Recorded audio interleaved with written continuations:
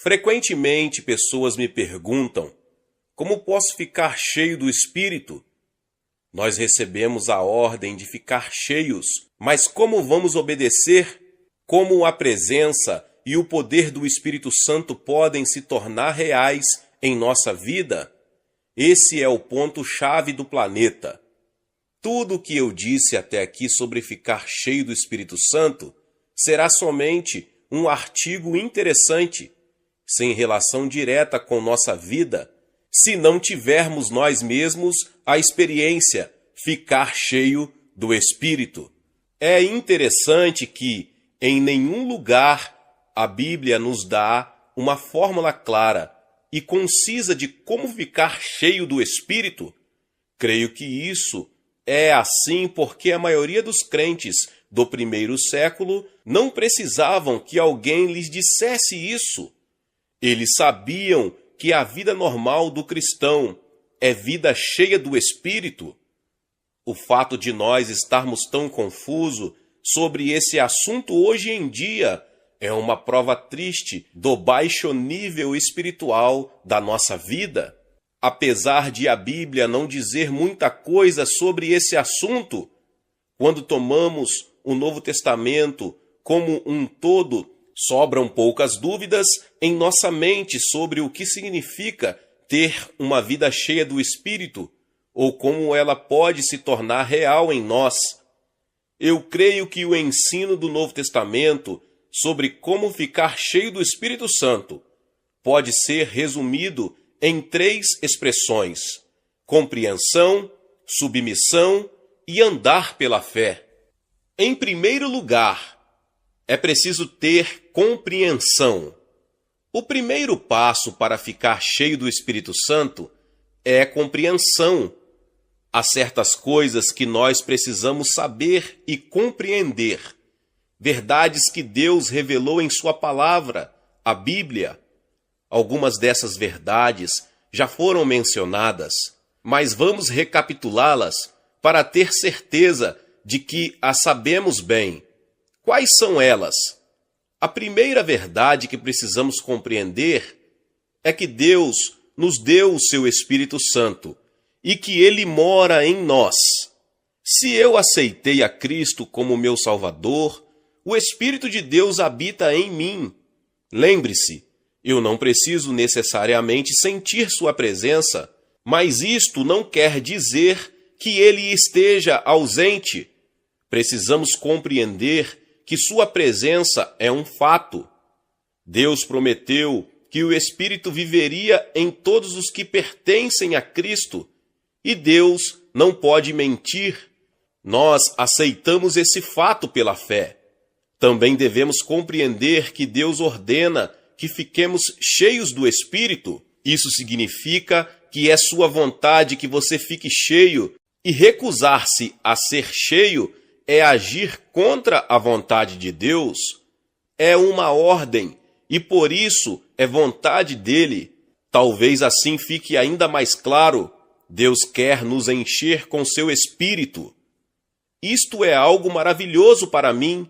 Deus não nos dá uma medida cheia do Espírito, resmungando ou de má vontade. Não, Ele quer que nossas vidas sejam controladas e guiadas pelo Espírito Santo. Ora, se vós, que sois maus, sabeis dar boas dádivas aos vossos filhos, quanto mais o Pai Celestial dará o Espírito Santo aos que lhe o pedirem. Lucas 11:13. Se você não está cheio do Espírito, tenha certeza de que não é porque Deus não quer. A culpa é totalmente sua. Isso nos leva a outro ponto que devemos compreender, que é a presença do pecado em nossa vida. O que é que bloqueia a ação do Espírito Santo em nossa vida? É o pecado.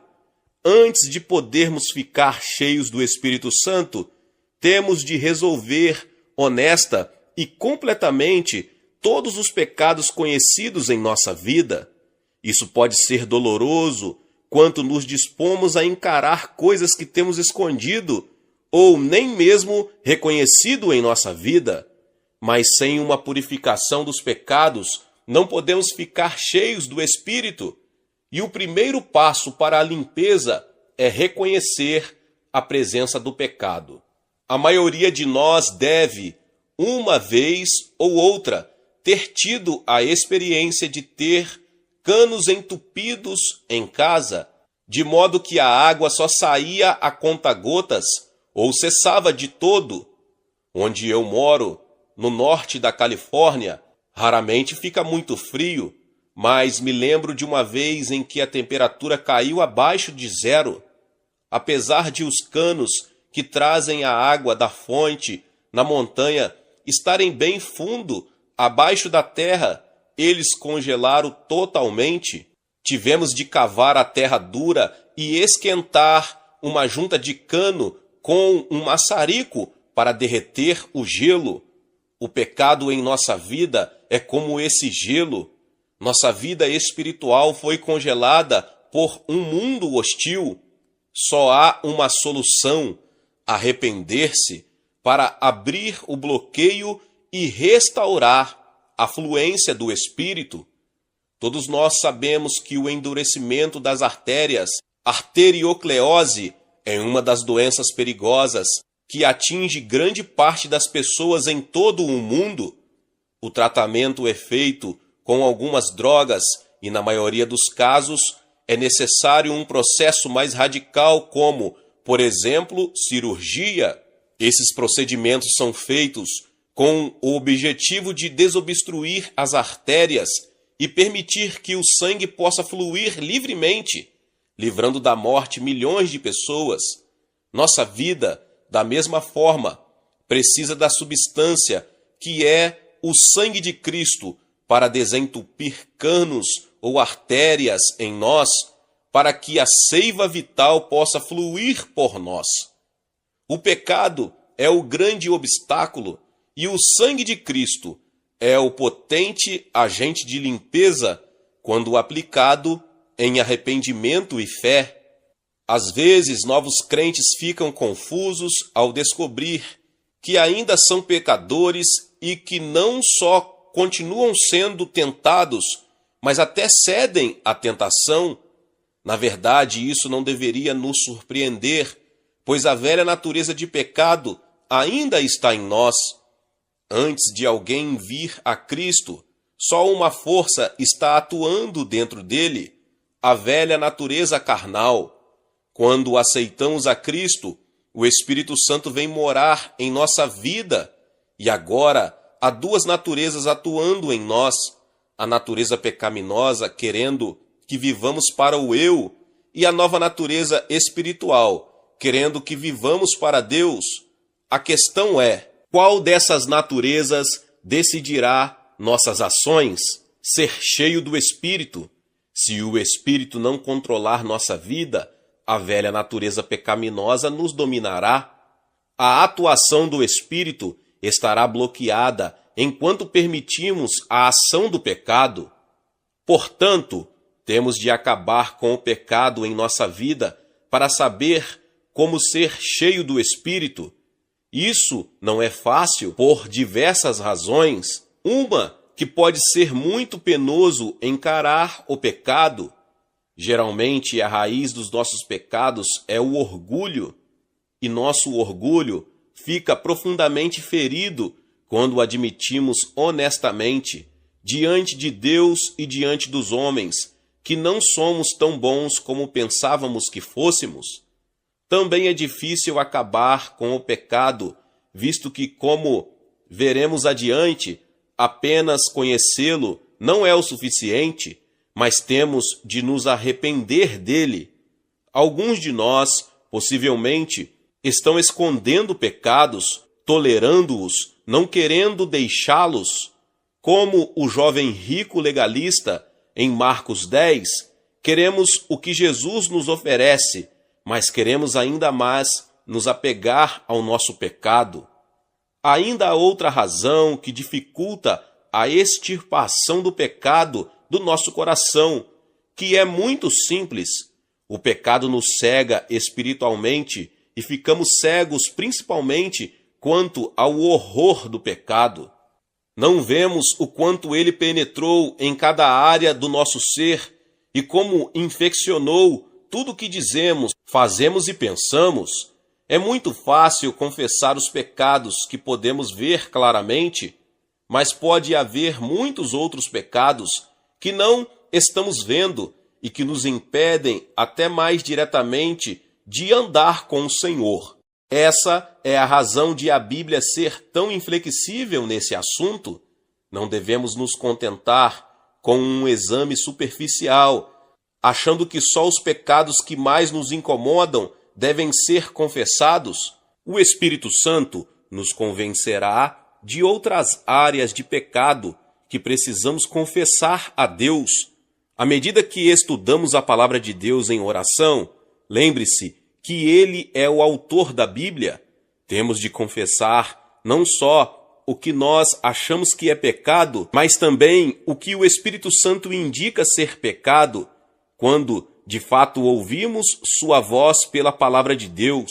Toda a Escritura é inspirada por Deus e útil para o ensino, para a repreensão, para a correção, para a educação na justiça, 2 Timóteo 3,16. A confissão deve abranger todos os pecados. Cantares de Salomão nos adverte das raposinhas que devastam os vinhedos, 2,15. Isto é um exemplo de como pecadinhos podem destruir nosso fruto para o Senhor. Pode haver orgulho, inveja ou amargura em nós. Pode ser fofoca, impaciência, indelicadeza ou um temperamento não controlado. Tudo que faça a vida dos que vivem ao nosso redor mais difícil. Talvez você deva trazer pensamentos impuros ao Senhor, para que Ele o limpe deles. Glutonaria ou preguiça devem ser enfrentadas. Talvez o Espírito Santo esteja nos chamando a atenção pelo uso do nosso tempo, ou do nosso dinheiro, ou sobre o nosso estilo de vida, ou sobre o uso ou abuso de algum dom que Ele nos deu. Pode ser que estejamos tratando com frieza e indiferença uma pessoa chegada a nós. Em outras palavras, devemos trazer a Deus qualquer pecado que consigamos identificar para que seja confessado. O pecado existe sob qualquer forma e o Espírito deve nos guiar quando examinamos nossa vida em oração. Recentemente, um jovem veio falar comigo, dizendo que tinha perdido o Espírito Santo. Eu lhe respondi que ele não tinha perdido o Espírito Santo, mas talvez o tenha entristecido com algum pecado específico. Ele disse que não se lembrava de nenhuma coisinha que pudesse estar entre ele e Deus. Eu lhe perguntei como está seu relacionamento com seus pais. Bem, não é dos melhores, foi sua resposta. Eu cavei mais fundo e perguntei: você honra seu pai? Ele concordou que tinha pecado nesta área. E eu disse a ele: por que você não vai e tem uma conversa franca e direta com ele, confessando seu pecado, caso você esteja errado? Ele fez isso, e alguns dias depois voltou com um grande sorriso dizendo: relacionamento restabelecido. Há ainda outra afirmação a ser feita sobre confissão de pecados. Temos de ser honestos quanto aos vários pecados que cometemos, mas o maior de todos é que não deixamos Cristo governar nossa vida. A pergunta mais básica que um cristão pode fazer é esta: quem está dirigindo minha vida, eu ou Cristo? Enquanto tentarmos manter o eu no centro das nossas vidas, o pecado será sempre um problema sem solução e nossa vida será marcada por derrotas e desânimo. É impressionante quantos cristãos não querem se submeter ao senhorio de Cristo. E o Novo Testamento está cheio de afirmações de Cristo exigindo nossa entrega total. Se alguém quer vir após mim, a si mesmo se negue, dia após dia tome a sua cruz e siga-me. Lucas 9:23. Como é fácil para nós fixar nossos próprios objetivos, agir conforme nossos próprios objetivos, agir conforme nossos próprios motivos, satisfazer nossos próprios desejos, sem sequer perguntar a Deus qual é sua vontade. Ele nos diz que devemos renunciar a nossos planos e hábitos e segui-lo, e nos diz que devemos abdicar do governo da nossa vida e deixá-lo governar tudo o que somos e fazemos. Ele morreu por todos, para que os que vivem não vivam mais para si mesmos, mas para aquele que por eles morreu e ressuscitou, 2 Coríntios 5:15. Você reconheceu a maneira completa e trágica com que o pecado dominou sua vida e está disposto a submeter tudo à autoridade e à direção de Cristo? Temos de compreender também que o Espírito Santo está em nós e que Deus quer que nossa vida seja controlada por Ele.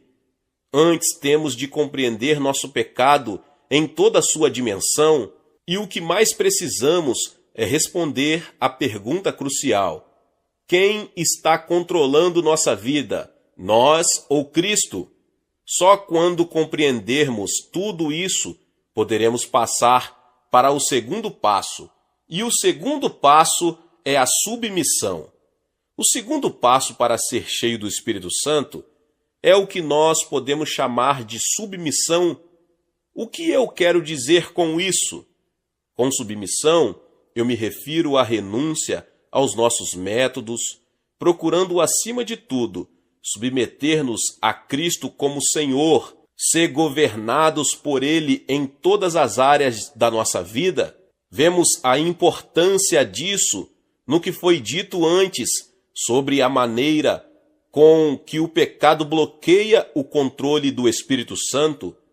A essência do pecado é a vontade própria, egocentrismo e, ao invés de cristocentrismo, para sermos cheios do Espírito, controlados e dominados por Ele, temos de colocar a Cristo no centro da nossa vida e tirar de lá o eu, ou seja, submeter-nos a Ele, permitir que Ele se torne Senhor em nossa vida. Como concretizar isso? A meu ver, há duas etapas para conseguir. Em primeiro lugar, arrepender-se e confessar. Acabamos de constatar que uma das coisas que temos de compreender é a profundeza do nosso pecado. Mas só compreender não é suficiente. Temos de confessar o pecado a Deus e nos arrepender desses pecados. Muitas pessoas sabem que são pecadoras, podem até fazer uma lista dos pecados que são um problema para elas. Às vezes ficam tristes com a situação e gostariam que as coisas fossem diferentes, mas nunca mudam. Por quê? Porque nunca confessaram os pecados a Deus, arrependendo-se deles. Há uma diferença entre confessar e se arrepender. Embora a Bíblia veja as duas coisas muito próximas uma da outra, como dois lados de uma moeda, confessar é reconhecer o pecado, é admitir diante de Deus que eu sei que sou pecador, porque há certos pecados que eu sei que cometi. O maravilhoso da questão é que Deus prometeu nos perdoar quando formos a Ele em humilde confissão. Uma das grandes promessas da Bíblia em 1 João 1,9. Se confessarmos os nossos pecados, Ele é fiel e justo para nos perdoar os pecados e nos purificar de toda a injustiça. Arrepender quer dizer renunciar ao pecado. No grego, a palavra em que o original no Novo Testamento foi escrito, a palavra arrepender-se, implica em uma mudança completa e radical de atitude. É mais do que ficar sentindo com o que fez, mais que confessar. Arrepender-me dos meus pecados é voltar as costas a eles e olhar para Cristo e sua vontade. Se eu sou culpado de pensamentos maus, renuncio a eles quando me arrependo e decido, pela graça de Deus, encher minha mente com coisas que o honrem. Se eu maltratei alguém ou o tratei de maneira pouco amorosa, eu decido fazer tudo o que for necessário para substituir minha indelicadeza por atitudes amáveis. Se meu estilo de vida não está agradando a Deus, eu vou mudá-lo para encaixá-lo mais na vontade de Deus.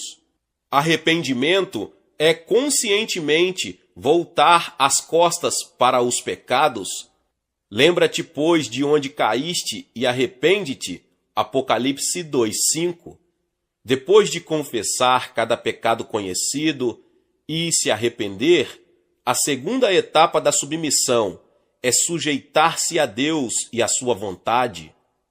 A confissão e o arrependimento podem ser chamados de um lado negativo da submissão. Implicam em livrar-se de tudo que impede que Deus controle a nossa vida. Sujeitar-se a Deus pode chamar de o lado positivo. Envolve colocar-nos total e completamente, da melhor maneira que podemos, nas mãos de Deus, em completa submissão à sua vontade para a nossa vida. No capítulo 6 de Romanos, essa etapa de sujeição é apresentada com clareza. Paulo fala primeiro de como o pecado nos governou no passado, mas agora nós pertencemos a Cristo. Não vivemos mais para nosso antigo dono, o pecado. Vivemos agora para Cristo, nosso novo dono. Por isso não devemos ceder ao pecado, mas nos sujeitar a Deus. Não ofereçais cada um os membros do seu corpo ao pecado como instrumentos de iniquidade, mas oferecei-vos a Deus como ressurretos dentre os mortos e os vossos membros como instrumentos de justiça. Romanos 6,13. Paulo continua dizendo-nos que nós fomos libertados da escravidão ao pecado, não pertencemos mais ao pecado, mudamos de dono. No primeiro século, um escravo podia ser comprado a qualquer momento e assim ser propriedade de outro. Da mesma maneira, nós fomos comprados pelo sangue de Cristo e agora pertencemos a Deus. Uma vez libertados do pecado, fostes feitos servos da justiça. Romanos 6,18. As palavras traduzidas por oferecei-vos a Deus têm um significado muito bonito na língua grega. Outras versões as traduzem de diversas maneiras. Ponham-se nas mãos de Deus, Filipes. Entreguem-se a Deus, BLH. Apresentai-vos a Deus, IBB. O significado mais exato da palavra oferecer-se é colocar-se à disposição de alguém. Em outras palavras, quando nós nos entregamos a Cristo, não simplesmente nos tornamos e esperamos que Deus faça alguma coisa através de nós. Não, nós nos colocamos à sua disposição, dizemos com efeito: Senhor, eu sou teu, para ser usado da maneira que tu quiseres. Estou à sua disposição, tu podes fazer comigo o que tu aprouver. Eu quero a sua vontade para a minha vida, não a minha vontade. Ponham-se à disposição de Deus. Romanos 6,13, em outra versão. O mesmo termo é usado em Romanos 12:1. Rogo-vos, pois, irmãos, pelas misericórdias de Deus, que apresenteis os vossos corpos por sacrifício vivo, santo e agradável a Deus. Isto inclui todas as áreas do nosso ser, nossas capacidades, nossos dons, nossos bens, nossa família, mente, vontade, emoções.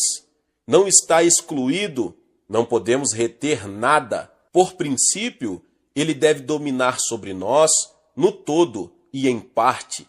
Esse versículo nos recorda os sacrifícios do Antigo Testamento. aqueles que o israelita apresentava totalmente a Deus, ele não podia ficar com nenhuma parte, tudo era consumido no altar. Nossa submissão deve ser exatamente assim: sujeição, entrega total, é uma rendição incondicional. Estou reconhecendo cada vez mais que esta sujeição é uma ação nossa definida e consciente em obediência à palavra de Deus. Na verdade, isso deveria acontecer na hora da nossa conversão, quando nos arrependemos e recebemos a Cristo, não somente como Salvador, mas como Senhor. Mas para pessoas, a sujeição só vem num momento de crise, depois da conversão. No começo, talvez não compreendamos inteiramente o que significa seguir a Cristo como Senhor, mas mais tarde começamos a ver que o chamado de Jesus Cristo não é simplesmente para crer nele, mas para segui-lo sem reservas, como seus discípulos. Quando estamos confusos quanto ao senhorio de Cristo, devemos partir imediatamente à ação. Nossa intenção deve ser de submissão completa e definitiva, em princípio, mesmo se o Espírito Santo, nos meses seguintes, nos mostrar outras áreas em nossa vida que devem ser entregues. Na verdade, esta é uma das provas de que, se nos submetermos, colocando-nos à disposição de Deus, Ele nos dirige a novas áreas que devem ser entregues. O Espírito Santo vai nos testar muitas vezes para ver se estamos mesmo falando sério. Ele pode até nos pedir que entreguemos algo em princípio que realmente Ele não quer que entreguemos, mas que estejamos dispostos a entregar. Nós devemos lhe dar liberdade para fazer o que quiser em e através de nossa vida. Algumas ilustrações nos ajudarão a compreender melhor esta questão de entrega à vontade de Deus. Em Romanos 6, como vimos acima, Paulo usa a ilustração de um escravo que agora pertence a um novo dono. O professor William Barclay nos traz à mente o significado real da analogia de Paulo. Quando ouvimos a palavra servo ou empregado, logo imaginamos um homem que dá uma parte do seu tempo a um empregador em troca de uma remuneração combinada. Durante esse tempo, ele está à disposição e sob as ordens do seu empregador. Passado o tempo, ele pode fazer o que quiser. No tempo de Paulo, um servo tinha status bem diferente. Ele literalmente não tinha tempo para si, não era livre por momento algum. Cada minuto de sua vida pertencia ao seu dono. Era propriedade exclusiva dele, não tendo em toda a sua vida oportunidade, em toda a sua vida para fazer o que quisesse. No tempo de Paulo, um escravo nunca poderia fazer o que quisesse. Era-lhe impossível servir a dois senhores, porque era propriedade exclusiva de um. Esse é o quadro que Paulo tem em mente.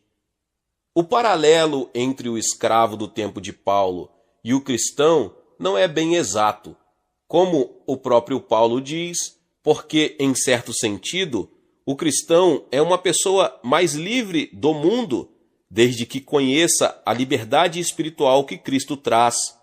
Por outro lado, você e eu somos convocados para pertencer a Deus e a seu povo. Somos chamados para estar à sua disposição, prontos e dispostos para fazer sua vontade. Paulo disse a Tito que Cristo deu a si mesmo por nós para nos livrar de toda maldade e fazer de nós um povo puro que pertence somente a Ele e que se dedica a fazer o bem. Tito 2,14 BLH. Uma outra ilustração talvez nos ajude a compreender completamente o que estou querendo dizer. O princípio de entrega a Cristo é como o compromisso que noivo e noiva assumem quando se unem no casamento. É criada uma situação nova que se torna realidade duradoura. Em princípio, é uma ação completa e definitiva a partir do momento em que repetirem os votos e consumaram o casamento, estão casados, de fato e em princípio. Mas, e isto é crucial na prática, marido e esposa descobrem que têm de entregar constantemente suas vidas um ao outro, além do compromisso inicial que assumiram ao casar. Duas pessoas não deixam de estar casadas só porque suas vidas não são perfeitas e aparecem problemas no dia a dia. Ambos vão ficando mais maduros, aprendendo sempre mais o que significa amar e ajustar-se um ao outro em consequência deste amor. De maneira semelhante, em nossa peregrinação terrestre, descobrimos pecados que minam o nosso relacionamento com Deus, mas existe um compromisso de alcançar um padrão mais elevado que se baseia em uma entrega a Deus de todo o coração. Você já submeteu sua vida a Deus? Já confessou alguma vez seu pecado a Ele, arrependendo-se dele da melhor maneira que você sabe? Você está ciente de pecados específicos que são obstáculos para uma entrega completa? Será que em sua vida há outros pecados que você ainda nem admitiu que o sejam? E mais importante que tudo, você já disse uma vez a Deus, da maneira mais simples e completa que você sabe, que deseja a vontade dele para a sua vida, qualquer que seja? Existem pessoas que sugerem que nós devemos orar a Deus para que Ele nos encha com o seu Espírito Santo. Isso pode ser válido, mas eu vejo pouco ou nada dessa ideia no Novo Testamento. Acho que, em vez disso, nós devemos orar para que Deus tome total e completamente conta da nossa vida. Devemos orar para que o eu seja tirado do nosso coração, amor próprio, vontade própria, autoambição, e que nós estejamos completamente à sua disposição. Se você nunca deu esse passo de submissão a Deus e à sua vontade, eu acho indispensável que se ponha de joelho antes de passar para a próxima página e entregue sem reserva sua vida ao Senhor e dono. Sê, pois, zeloso, abandona a tua indiferença, NTV, e arrepende-te. Eis que estou à porta e bato. Se alguém ouvir a minha voz e abrir a porta, entrarei em sua casa e cearei com ele e ele comigo. Apocalipse 3, 19 e 20. Fé. Chegamos à última etapa do ficar cheio do Espírito Santo, que eu gosto de chamar andar pela fé. Primeiro temos que compreender certas coisas. Depois temos de nos submeter e entregar a Deus. E então temos de aprender o segredo de andar pela fé. O ponto central é este: quando estamos entregues a Deus e à sua vontade, estamos cheios do Espírito Santo. O Espírito Santo nos controla e domina. Agora, a partir desta verdade, temos de agir e andar, ou viver na verdade plena de que Deus já nos encheu e que estamos sob seu controle. O apóstolo Paulo põe isto nestes termos: assim também vós considerai-vos mortos para o pecado, mas vivos para Deus em Cristo Jesus. Romanos 6, 11. O termo grego traduzido por considerar era, às vezes, usado no comércio e na matemática. Depois de uma transação comercial, por exemplo, a soma em dinheiro era registrada nos livros contábeis. Esse ato era evidência de que o negócio estava concluído e que o pagamento havia sido feito. Quando nos entregamos a Cristo e o seguimos como Senhor de nossa vida, sabemos que alguma coisa aconteceu. O Espírito Santo tomou conta de nós para nos guiar e dar poder. Vivemos agora pela fé, considerando-nos mortos para o pecado e vivos para Deus. Nós estamos cheios do Espírito Santo. Agora devemos viver à luz dessa verdade. Não é fazer de conta, é agir com base na promessa de Deus. O Dr. John Stott explica isto assim: considerar não é fazer crer, não é forçar nossa fé a crer em algo que nós não cremos. Não devemos fazer de conta que nossa velha natureza está morta, quando sabemos perfeitamente que ela não está. Nós só devemos considerá-la assim, não fazer de conta, mas compreender isso, porque é um fato.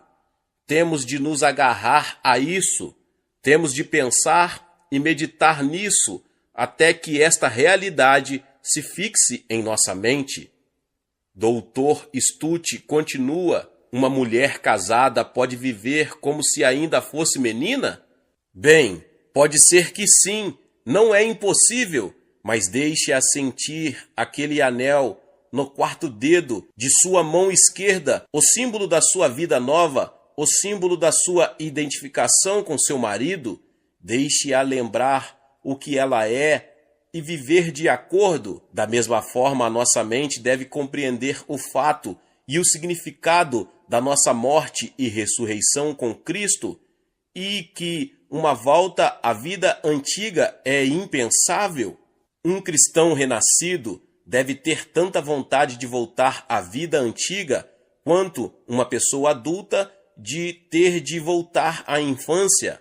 Um homem casado à vida de solteiro ou um prisioneiro libertado à sua cela na prisão. Se você preencheu os requisitos bíblicos para ficar cheio do Espírito Santo, especialmente arrependimento e confissão, de que nós falamos, então você pode dizer para si mesmo: pela fé, sei que estou cheio do Espírito Santo. Nunca vi alguém que eu considerava cheio do Espírito Santo fazer alarde disso, tentando chamar a atenção para si. As outras pessoas logo notarão que nós estamos cheios do Espírito, porque quem o estiver produzirá o fruto dele. Nós talvez nem nos demos conta disso.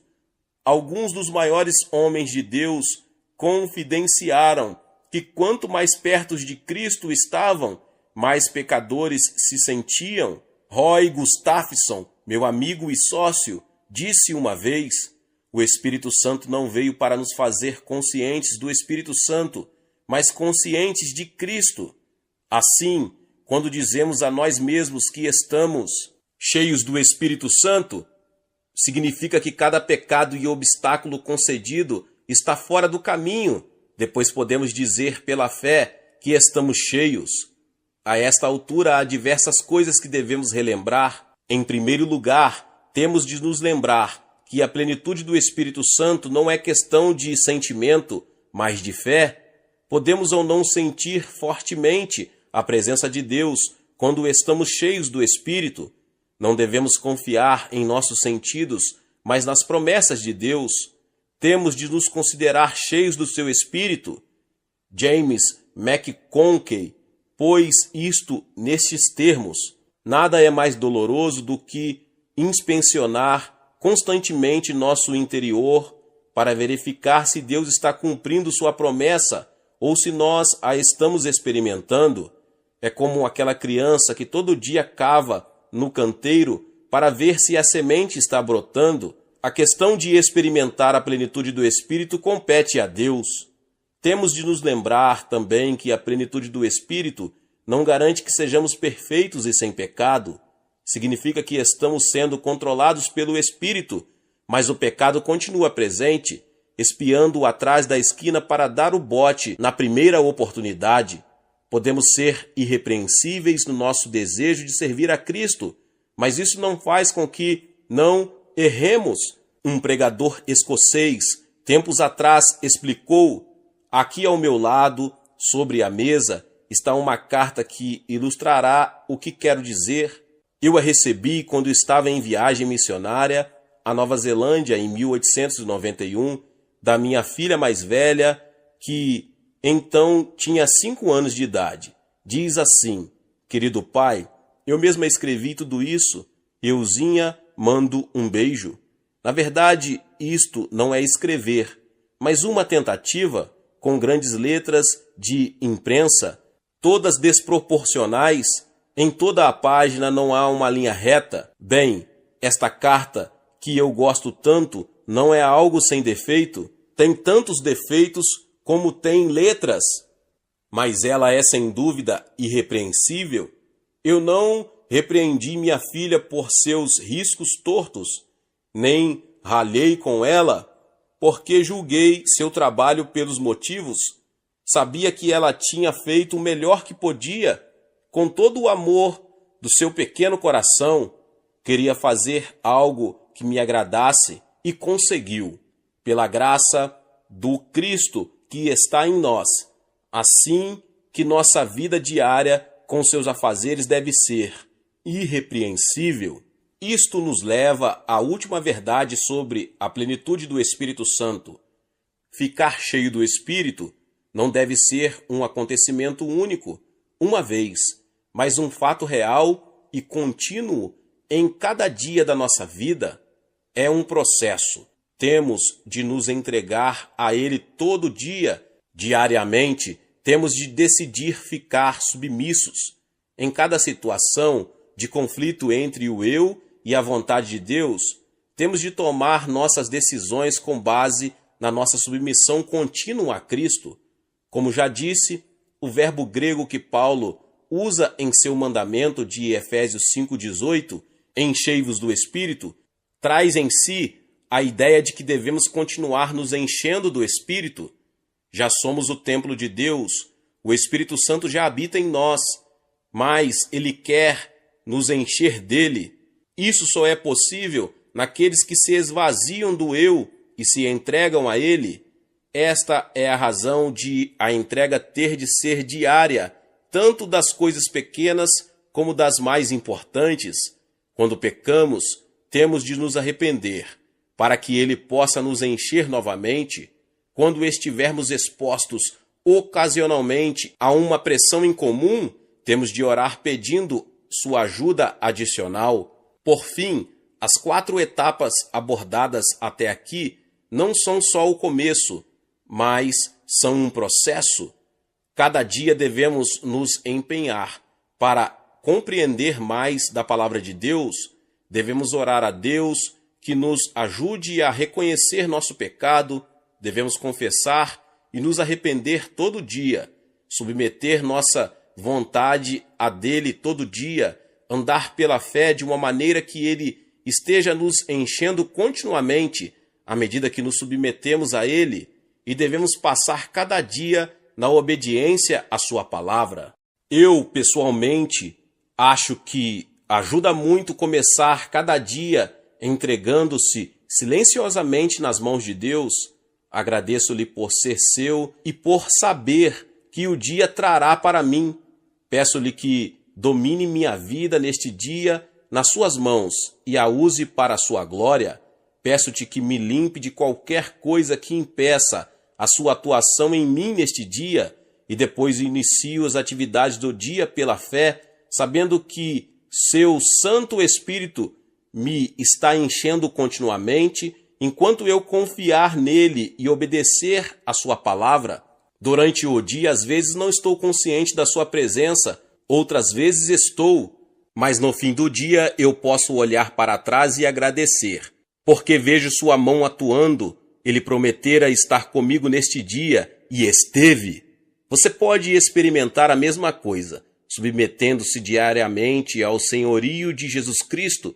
Entregue-se cada dia a Ele, e que você possa no fim de cada dia olhar para trás e reconhecer que seu Espírito Santo tem sido seu guia e sua força, estando você sujeito a Ele.